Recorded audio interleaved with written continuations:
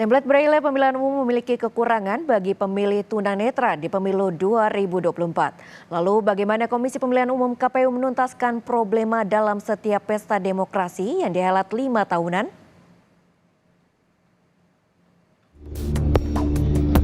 Berdasarkan data KPU, penyandang disabilitas dalam daftar pemilih tetap sebanyak 1,1 juta pemilih atau 0,54% dari total 203 juta pemilih pada tahun 2024, di mana terdapat 119.343 pemilih tunanetra.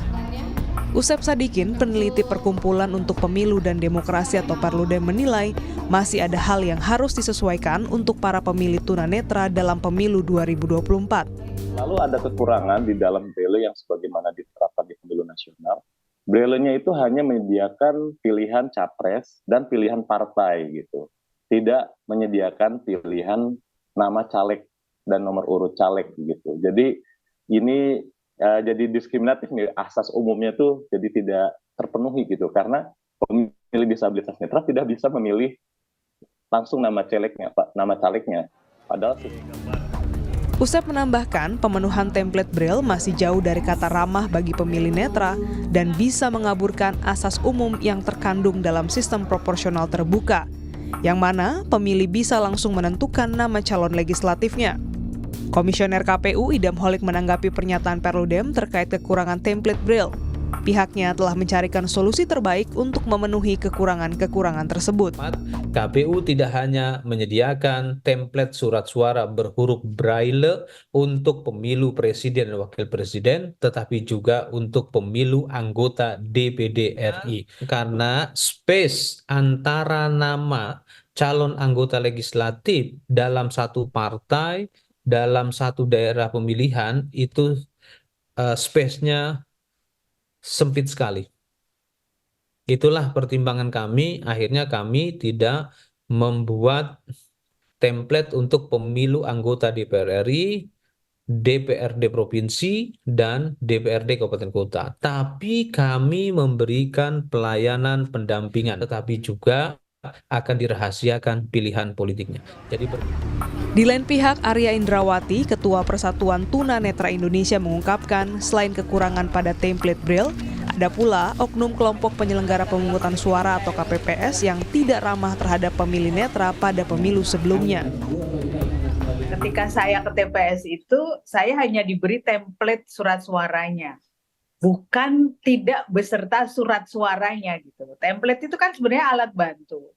Nah ini kan berarti petugas itu tidak paham, jadi saya harus memberikan penjelasan pada petugas TPS di mana saya memilih gitu.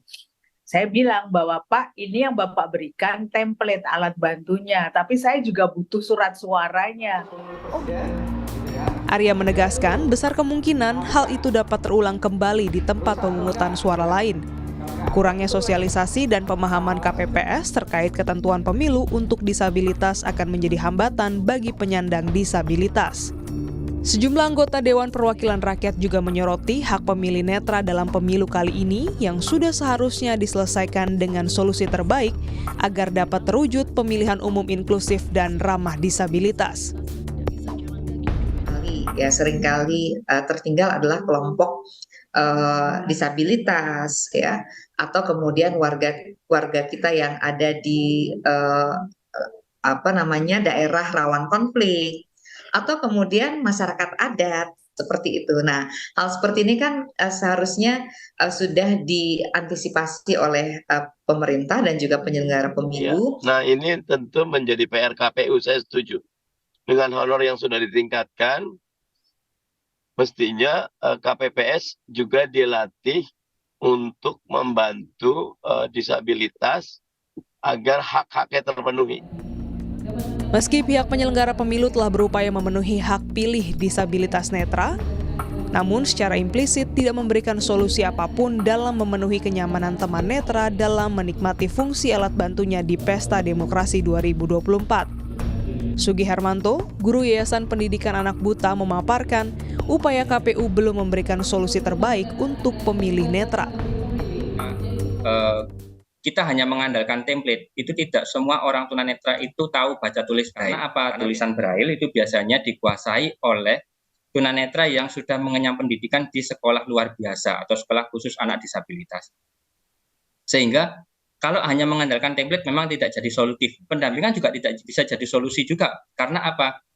Si penyandang tunanetra tidak bisa mengontrol orang yang mendampingi. Misalkan gitu. Pesta demokrasi seharusnya menjadi kebebasan, bukan memenjarakan teman netra dalam kegelapan. Sebuah wacana harus memberikan sinar dan pencahayaan. Pihak penyelenggara harus menyelesaikan permasalahan. Denis Oktania, Kompas TV, Jakarta.